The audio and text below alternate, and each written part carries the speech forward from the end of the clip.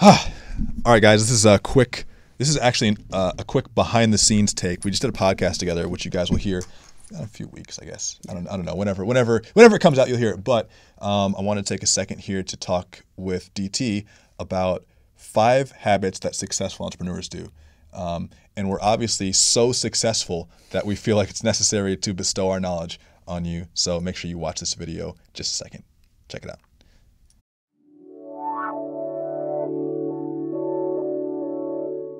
All right, so I want you to really dig deep. Dig deep. No, that's too deep. Okay. Too deep. I think someone's going to come out the other end. Okay.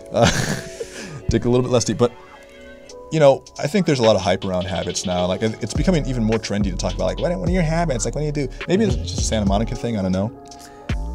I think it's an entrepreneur thing where we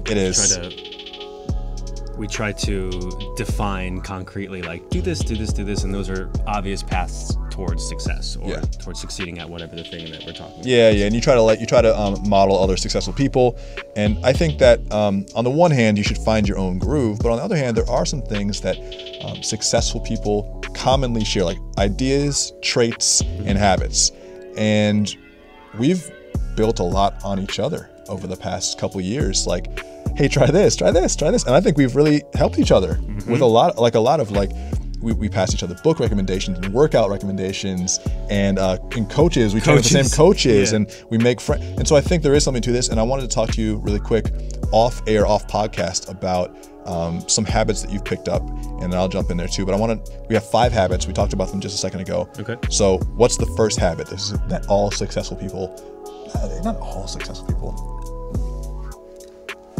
many successful people. If you want to be more successful, this will help. This is what I do. This is what we do. Right. And we didn't come up with original ideas necessarily. We typically modeled these off of other people. Yeah, we read them in a book. Right. Yeah. So for me, number 1, meditation. And it's such a buzzword and topic these days, but I do transcendental meditation, TM, once in the morning, very soon after I wake up, and once in the evening. It has transformed my life. I mean, the detachment that I feel from the garbage that comes at us, the stimulations and distractions that come our way, meditation is an incredible tool for detaching from those and to remain in your own center, to remain focused on the things that you're working on and that you care about, in alignment, I call it. You can do it wherever you are, no matter what. You don't need anything to make it happen. You just need yourself, which is why I think that that's the best tool when you only need to rely on yourself to make it happen. Check out the Headspace app. It's a great way to start. It's not transcendental meditation, but it is guided, and it's a great place to start the process of clearing your mind. Yep. Habit number 2. Surprise yourself. Hold on. The habit of surprising yourself every day. It can be the same thing or it can be a different thing. It doesn't have to be a huge event, but for me, I'll briefly explain. We live in Santa Monica, so I have the privilege of making this happen. I wake up very early, 4:45, and I run down to the beach when it's still dark out. Lunatic. And I jump in the water, the cold water, every single weekday morning. And training that habit of doing something that is surprising and challenging and fear-provoking every single day has made me so much more resilient mentally and physically, just overall, again, to weather whatever the world throws your way. So practicing and developing, training a habit of surprising yourself. So if that wasn't jumping in the water, what would it be? Going up to a new girl every day and asking for her number. Doing a bunch of acid. Doing acid would also... Surprising! Right. Surprise! Sending that email to the editor because you have an article. Pushing the boundaries. Pushing the boundaries of fear. Yeah, pushing the boundaries of fear. So challenging, facing fear, surprising yourself that you're doing this. And then the surprise is that it's a consistent habit, so you end up really... You're able to look at yourself doing things that you only before kind of imagined or dreamed of or wished upon, and now they become your reality, And that builds your resilience and your confidence because you're making this. So now you're stepping into that person who's doing these sort of things all the time. It's not a surprise.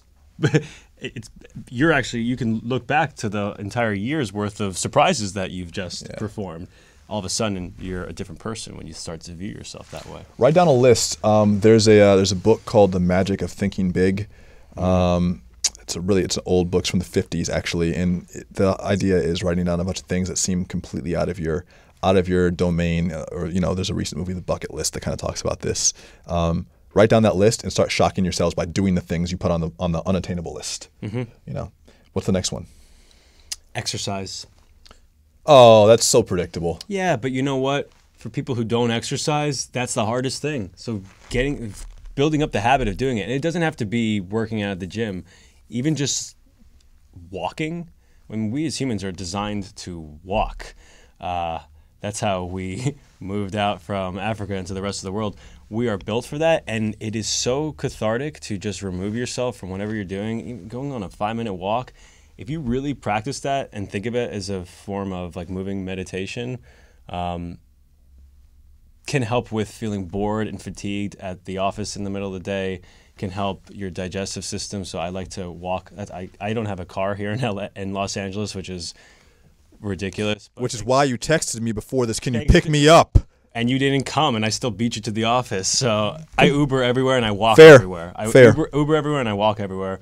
And it's made me better, to be honest. It's not about the physical conditioning. It's simply the act of doing it and separating from, again, this modern world that is constantly trying to trap us inside and trap us down. And this is coming from a New Yorker who is conditioned by all that. So going for a walk, and/or if you have a real exercise routine or a sport, if you do that consistently, again, it makes you more resilient and better equipped to deal with life's challenges, life stresses. All right, Paleo Pete. What's the fourth one? Hi, guys. You're talking to Paleo Pete and Johnny Ramone over here. Right. Deep work. Oh. Practicing the habit of deep work. Deep work is removing yourself from all distractions and working deeply, focusing deeply, concentrating deeply on something that's wildly important to you. So for me, for much of 2016, that was carving out 2 hours in my morning, every morning after I did my beach routine, where I turned off the internet, I had no phones around, and I committed to writing what became the blueprint of a book, which then became the content for my blog and this online course that I built. And it's all because I carved out those 2 hours every single morning where I was just in that project production zone. And if you do that consistently, then something is going to happen. Like magic happens. Hopefully. It will. It's the practice of showing up. It's totally true. And again, that's also, for some people, that might be an overlap with surprising yourself because you didn't believe that you could do that. And that's kind of how it felt when I was doing it. Like, holy shit, I'm really showing up every day and doing it. And a lot of days I didn't get anything done. Most days were just like rereading the thing that I did before, the day before. But showing up every day, it just compounds and compounds and compounds. And it doesn't have to be 2 hours. It can be 20 minutes. Whatever you can make happen for yourself, just turn off internet, turn off phone, and whatever it is that you care about, work-related, relationship-related, whatever, do that deep work.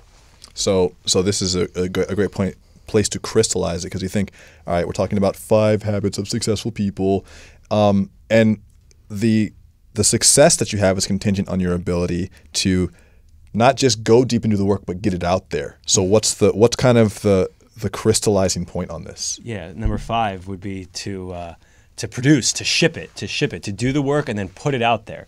Because part of this whole experience, your growth as an entrepreneur or as a creator or as a whatever, is the feedback. So you need to get it out there. And often creatives or first-time entrepreneurs or first-time whatever get really protective of their ideas, and they want to perfect it. They want to get really, really, really good at it, and they want to make it the best version, and then it ends up being these year-long projects that don't go anywhere. Yeah. And it's because you need the feedback from anybody to make you better, so that you can respond and you can start to think about it from a new perspective. So not only do you do the deep work, but eventually now you got to put it out there.